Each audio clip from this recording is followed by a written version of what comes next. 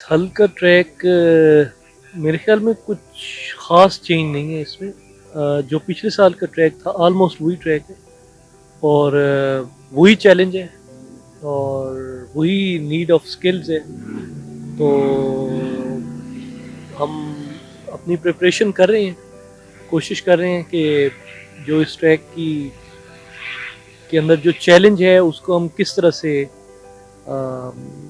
उसको बैलेंस कर सकते हैं।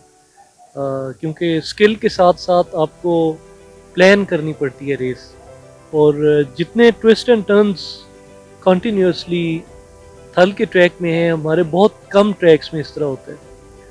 तो गाड़ी की भी प्रिपरेशन की इधर अच्छी ज़रूरत है, लेकिन उससे ज़्यादा मेरे ख्याल में ड्राइवर्स के स्किल्स की और आपके नर्व्स के ऊपर कंट्रोल की ज़रूरत है।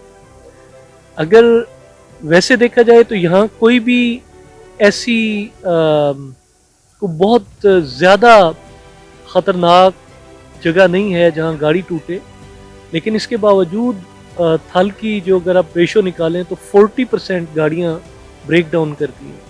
तो उसमें ट्रैक की कोई गलती नहीं है। ट्रैक में चैलेंज और स्किल इतना ज़्यादा है कि आप जहाँ थोड़ा सा जो है अपने इमोशंस को हावी करते हैं अपने स्किल्स के ऊपर, तो वहाँ आप गलती करते हैं। और अगर थल में आप गलती करें तो फिर कोई आपके पास बचने का चांस नहीं है। तो इंशाल्लाह हम भी कोशिश करेंगे कि जो हमने प्लान किया उसके मुताबिक गाड़ी चलाएं, और जितना यहाँ वसेब और थल के लोगों से हमें जितनी मोहब्बत मिलती है, जितना ये हमें सपोर्ट करते हैं, जिस तरह से अप्रिशिएट करते हैं पूरे ट्रैक के ऊपर, तो हम भी कोशिश करेंगे इनको एक अच्छे खेल से महसूस करें। 2 स्कूल ऑफ थॉट हैं जी इसमें। एक तो ये है कि डकार का वो यूरोपियन स्कूल ऑफ थॉट है, वहाँ पे रैकी नहीं होती। वहाँ पे वो 7-8 हज़ार 9,000 किलोमीटर की रेस है, उसमें तो आप रैकी करेंगे तो आपको वैसे ही 1 महीना चाहिए। 1-2 रैकी करने के लिए आपको 1 महीना लग जाएगा। डकार में आप रैकी नहीं करते, वहाँ पे वे पॉइंट्स मिलते हैं। 100 मीटर से लेके 1000 मीटर के दरमियान आपको एक वे पॉइंट मिलता है। ओपन फील्ड है, आप जहाँ से जाएं जस्ट आपने उस वे पॉइंट के 50 मीटर के रेडियस के अंदर से अपनी गाड़ी को गुजारना है। दूसरा मेथड है जो बाहा और अमेरिकन स्कूल ऑफ थॉट है। उनका रेसिंग मेथड ये है कि उनके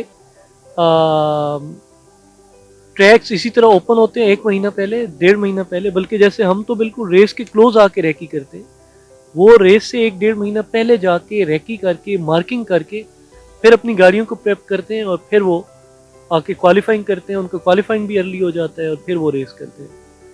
तो मेरे ख्याल में हमारा, क्योंकि इक्विपमेंट भी ज़्यादातर हमारे रेसर जो हैं मोस्टली यूएस का यूज़ करते हैं, शायद मैंने नहीं देखा किसी ने यूरोपियन उसके ऊपर, क्योंकि यूरोपियन जो गाड़ी की प्रिपरेशन है उसमें आपका ट्रैवल बहुत कम होता है, जो सस्पेंशन का ट्रैवल है, और यूएस के अंदर बहुत ज़्यादा ट्रैवल होता है। यानी यूरोप में अगर 14-16 इंच ट्रैवल होगा, 18 इंच ट्रैवल होगा, तो यूएस में 32 इंच का शॉक्स का ट्रैवल है। और यूरोपियन गाड़ियां जो हैं वो कॉम्पैक्ट हैं, जो यूएस के ट्रॉफी ट्रक्स हैं वो बहुत चौड़े चौड़े हैं, वो तो 2 टायर उनके अंदर बड़े पीछे इस तरह से वो रख देते हैं। तो उनका अपना अपना एक तरीका है, अपना अपना है, एक रेस का अंदाज है। दोनों ही बहुत शानदार हैं। बाहा को मदर ऑफ द रेसेस कहा जाता है और दुनिया की सबसे लंबी रेस डकार है। तो लेकिन हम जो पाकिस्तान के अंदर हमारा रैकी का भी, हमारी रेस का भी, गाड़ियों की प्रिपरेशन भी, ये क्लोज टू यूएस। वो 3 स्किल्स हैं: सब्र, हौसला और हिम्मत। किसी भी रेसर में अगर उसने कामयाब होना है तो वो 3 चीज़ें उसको चाहिए: सब्र, हौसला और हिम्मत।